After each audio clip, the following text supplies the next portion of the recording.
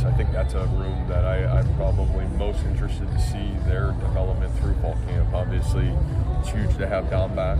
You know, I think if you really study the videotape from last year, Ike probably deserved to play a lot more than he did. I think he was really productive on a group that wasn't as productive as they needed to be.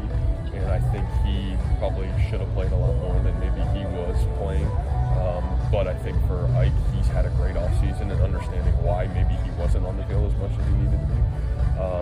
And so I think you got two great pieces to build around that I think are high-end talents. And then, you know, what's the development of the rest of this group? You know, I'm excited. Samir Hawk has had flashes of brilliance and excellence. Man has shown that he's got the ability to be a really talented football player for us. You know, I'm really excited about Trey Verdone. I think he's a guy that's come in and had flash wild moments in spring ball. Did a really great job. And then we're going to see these transfers. You know, we're going to see, you know, what those guys can bring to the table. Tama's been super impressive early on.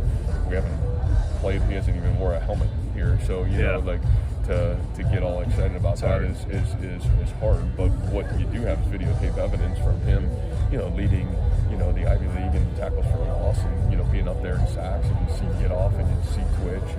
And I'm just excited. I think there's a lot of depth. Elijah Naconson, Jason Gilbert, and these are young, talented guys. I think the talent in that room is as talented as we've been, and are we mature enough to be ready to go and play the level we're going to take to play great football. And obviously that's going to get tested. Not like you got 4 weeks to figure it out. You better be ready to rock and roll.